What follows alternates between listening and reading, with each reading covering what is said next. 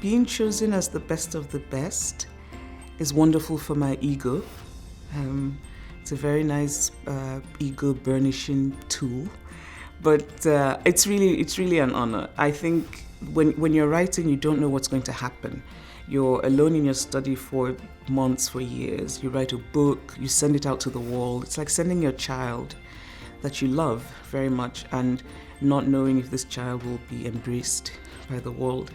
And so when it happens, and for me, this is a wondrous embrace to be selected best of the best. And also because I think that the books that have won have been really remarkable books. I have a lot of respect for the books that not only have won the prize, but have been shortlisted.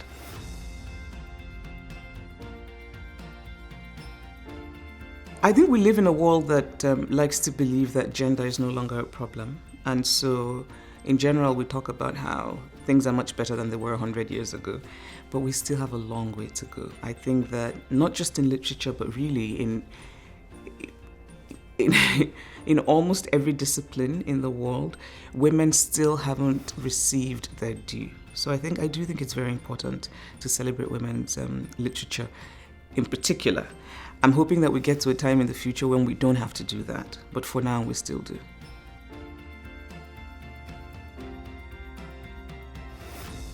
When I think about progress, gender progress, I have all of these ideas, but I think in the next 20 years, which would mean having to rein in some of my grander ideas of gender equality, I would like to see workplaces all over the world that are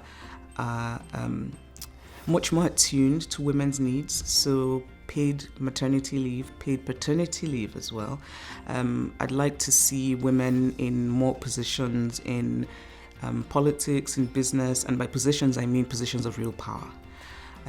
I would also like to see young girls all over the world grow up not thinking that being female is a reason to reduce themselves.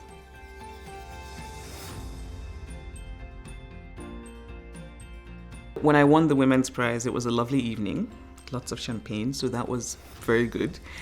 But also, it gave a boost to my readership. I think that it brought many readers to my work who might not necessarily have known about my writing. And it also made me, I was very grateful to win. I felt very happy, but I think as a writer, I think most writers essentially want to be read. And so for me, there was a sense of validation, a sense of fulfillment that the prize brought readers to my work.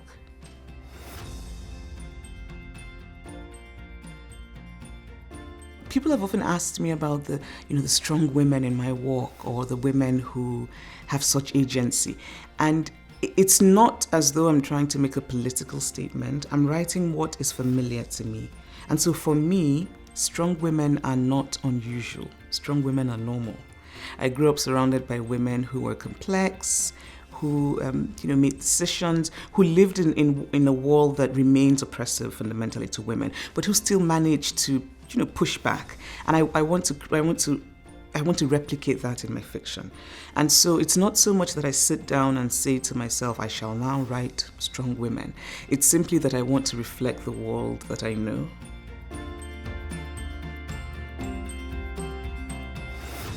I think the first book by a woman that I loved, it's probably a famous five, one of the famous five series by Enid Blyton when I was 7.